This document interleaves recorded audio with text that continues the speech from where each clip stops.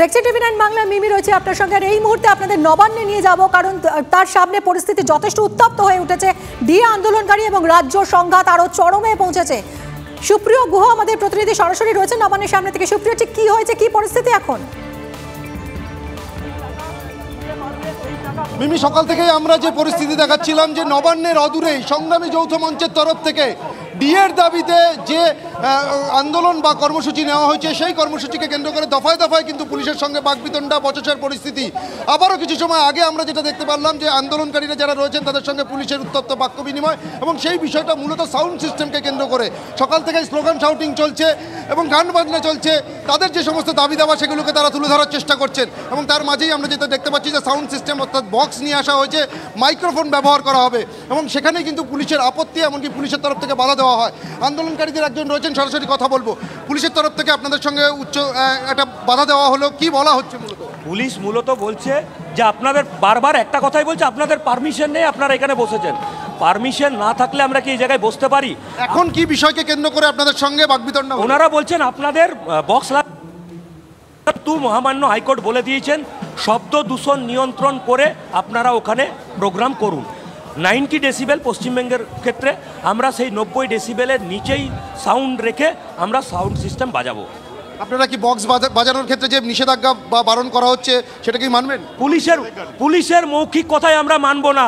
পুলিশের আধিকারিক লিখে দিন যে আপনারা সাউন্ড সিস্টেম বাজাতে পারবেন না, আমরা হাইকোর্টের অর্ডার মানি না, লিখে দিন, তারপর যা হবে হাইকোর্টে বুঝে নেব। এবং আপনাদের জন্য যে নির্ধারিত জায়গা, সেই জায়গাতেও তো আপনাদের বসতে দেওয়া হলো না। না, একদমই না, সেই জায়গায় বসতে দেওয়া হয়নি। এখন আবার পুলিশ বলছে এই জায়গায় আমরা বসাইনি, আপনারা জোর করে বসিয়েছে। পুলিশ অ্যাকচুয়ালি প্রভোগ করছে যাতে এই মঞ্চটা তুলে দেওয়া যেতে পারে। পুলিশ চাইছে ইচ্ছাকৃত একটা ঝামেলা বাঁধানোর, বারে বারে আসছে এই নিয়ে। এই একবার করে শাউটিং করা যাবে না, কখনো বলছে বক্স বাজানো যাবে না, বিভিন্ন অছিলায় চাইছে এই মঞ্চটাকে তুলে দিতে। পুলিশের তরফ থেকে তো আরও বলা হচ্ছে যে এখানে রেসিডেন্সিয়াল এরিয়া রয়েছে, তাদের অসুবিধা হচ্ছে। আপনাকে অনুরোধ করব ক্যামেরাটা ঘুরিয়ে 1 কিলোমিটার রেডিয়াসের মধ্যে কোনো রেসিডেন্সিয়াল বাড়ি কি আছে ওনারা দেখাতে পারবেন? পাচ্ছেন না। ওনাকে যখন ওনার নাম জিজ্ঞাসা করছি উনি ওনার নাম বলতে পারছেন না, ওনার ডেজিগনেশন বলতে পারছেন না। দেখো, আন্দোলনকারীদের তরফ থেকে যেটা দাবি করা হচ্ছে, নানা অছিলায় পুলিশের তরফ থেকে প্ররোচনা দেওয়ার একটা চেষ্টা চলছে যাতে এই কর্মসূচিকে কেন্দ্র করে একটা অশান্তির বাতাবরণ তৈরি হয়। তবে আন্দোলনকারীরা কিন্তু নিজেদের অবস্থানে অনড়, অর্থাৎ সাউন্ড সিস্টেমকে বাজানো হবে এবং বক্স নিয়ে আসা হয়েছে। সেই বক্সের মাধ্যমেই তাদের যে স্লোগান শাউটিং বা গান বাজনা চলছে সেগুলোকে বা সেই কর্মসূচিকে এগিয়ে নিয়ে যাওয়া হবে। পুলিশ প্রশাসন তাদের তরফ থেকে যেটা দাবি করা হচ্ছে, যেহেতু এখানে একদিকে নবান্ন রয়েছে, রাজ্যের প্রশাসনিক কার্যালয় বা সচিবালয় বলা যেতে পারে, সেখানে 144 ধারা জারি এবং আশপাশে রেসিডেন্সিয়াল এরিয়া রয়েছে, সাধারণ মানুষের তরফ থেকে নানা ধরনের অবজেকশন বা কমপ্লেন আসছে। সেই কারণে এই স্লোগান শাউটিং যাতে বন্ধ করা হয় এবং কোনোভাবে যাতে গান বাজনা বা স্লোগান শাউটিংয়ের জন্য মাইক বা বক্স ব্যবহার না করা হয়, সেই বিষয় কিন্তু বারবার আবেদন জানানো হচ্ছে। কিন্তু আন্দোলনকারীরা তাদের যেটা বক্তব্য, তারা আদালতের অনুমতি নিয়ে 90 ডেসিবেলের মধ্যে শব্দসীমা রেখেই কিন্তু তারা তাদের আন্দোলন। একদমই তাই। আন্দোলনকারীরা দাবি করছেন যে তারা আদালতের নির্দেশ মেনেই, যে যে শর্ত সাপেক্ষে আদালত অনুমতি দিয়েছিল সেই সব কিছু মেনেই তারা আন্দোলন চালাচ্ছেন। অন্যদিকে ডিএ বিক্ষোভ মামলায় ডিভিশন বেঞ্চের দ্বারস্থ হয়েছিল গতকাল। সিঙ্গেল বেঞ্চের রায়কে চ্যালেঞ্জ জানিয়ে ডিভিশন বেঞ্চের দ্বারস্থ হয়েছিল রাজ্য, এবং রাজ্যের ধাক্কা। এই মুহূর্তের খবর আপনাদের জানাচ্ছি, ডিভিশন বেঞ্চের ধাক্কা, রাজ্যের বিক্ষোভে শর্ত সাপেক্ষে অনুমতি দিয়েছেন প্রধান বিচারপতি ডিভিশন বেঞ্চ। আগামীকাল বিকেল 4টে পর্যন্ত ধর্নায় অনুমতি দিয়েছেন। ডিভিশন বেঞ্চের কোনো অবমাননাকর, প্ররোচনামূলক মন্তব্য নয়, এরকমই ডিভিশন বেঞ্চের নির্দেশ। কোনো অবমাননাকর, প্ররোচনামূলক মন্তব্য করা যাবে না। শ্রাবন্তী শাহ আমাদের প্রতিনিধি রয়েছেন, আরো বিস্তারিত জানাবেন। শ্রাবন্তী, ডিভিশন বেঞ্চ আজ কি নির্দেশ দিল? দেখো, যেহেতু 22 থেকে 24 তারিখ পর্যন্ত ধর্ণা ছিল, কিন্তু প্রধান বিচারপতি যেটা মনে করছেন যে ইতিমধ্যে উৎসব শুরু হয়ে গেছে, পার্ক স্ট্রিটের মতো জায়গায় সেজে উঠেছে, সেখানে এই ধরনের জায়গায় এই ধরনের আন্দোলন শোভা পায় না। যদিও এই রাজ্যের কথা তিনি স্মরণ করিয়ে দিয়েছেন যে বারবার আন্দোলন হয়, বিভিন্ন ধরনের ধর্ণা হয়। যারা সংগ্রামী যৌথ মঞ্চ তাদের পক্ষ থেকে আইনজীবী স্পষ্ট ভাষায় জানিয়েছেন যে এখানে কোনো ধরনের আন্দোলন হচ্ছে না, শুধুমাত্র ধর্ণা অবস্থানে বসছেন তারা।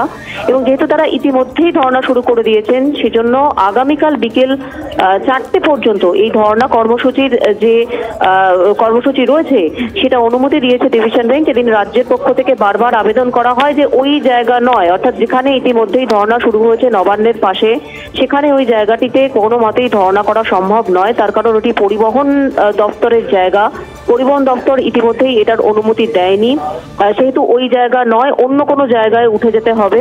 যদিও বিচারপতির বক্তব্য যে যেহেতু ইতিমধ্যেই ধর্ণা শুরু হয়েছে তাই আজ এক্ষুনি এদেরকে তুলে নেওয়াটা যুক্তিসঙ্গত হবে না, আগামীকাল বিকেল 4টে পর্যন্ত তারা এই ধর্ণার অনুমতি পেয়েছেন। শ্রাবন্তী, আরো একবার একটু যদি স্পষ্ট করে দাও ধর্ণার স্থল জায়গাটা নিয়ে কি বলা হয়েছে? দেখো, ধর্ণার যে জায়গায় গতকাল তারা রাত থেকে অবস্থান করছিলেন, প্রথমে যেরকম ভাবে পুলিশের পক্ষ থেকে বারবার বাধা দেওয়া হচ্ছিল সেই জায়গাতেই তারা ধর্ণা করতে পারবেন। ধর্ণার কোনো জায়গাটা সরানো হচ্ছে না। ধর্ণার যে সমস্ত যে জায়গাটাতে তারা ইতিমধ্যেই বসে গিয়েছিলেন সেটাও বিচারপতি উল্লেখ করেছেন, সেখানেই তারা বসে ধর্ণা করতে পারবেন। ইতিমধ্যেই যেহেতু গোটা রাত তারা সেখানে বসে কাটিয়ে দিয়েছেন, তাদেরকে ওঠানো যুক্তিসঙ্গত হবে না এমনটাই প্রধান বিচারপতি মনে করেছেন। একই সঙ্গে তিনি স্মরণ করিয়ে দিয়েছেন যে যেহেতু উৎসব শুরু হয়ে গেছে, 25শে ডিসেম্বর সামনেই রয়েছে, এই ধরনের ধর্ণা কর্মসূচি কেমন লাগবে সেটা দেখতে সেটা তিনি বলেছেন, কিন্তু ধর্ণা কর্মসূচিতে কোনো রকম বাধাদান নয়। রবিবার পর্যন্ত ধর্ণা কর্মসূচি ছিল, সেই রবিবার থেকে কমিয়ে এনে আগামীকাল অর্থাৎ শনিবার বিকেল 4টে পর্যন্ত ধর্ণা কর্মসূচিতে অনুমতি প্রধান বিচারপতির ডিভিশন বেঞ্চের।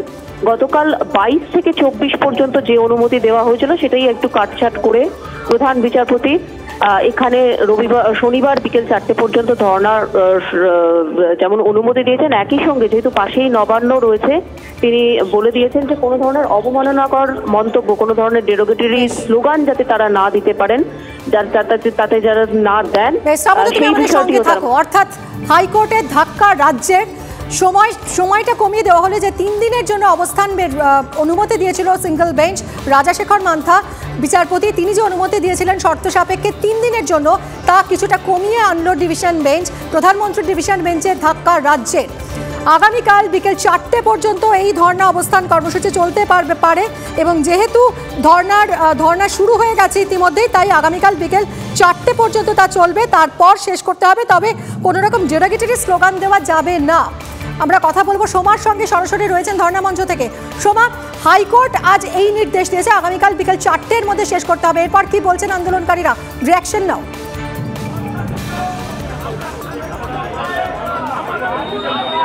আমি একদম সরাসরি আন্দোলনকারীদের সাথেই কথা বলে নেব, তারা কি বলছেন। প্রধান বিচারপতির যে বেঞ্চ, তারা প্রধান বিচারপতি কিন্তু জানিয়ে দিয়েছেন যে আগামীকাল 4টে পর্যন্ত আপনারা এই ডিমান্ডের সামনে আন্দোলন করতে পারবেন। জয়, আমাদের আন্দোলনের জয়।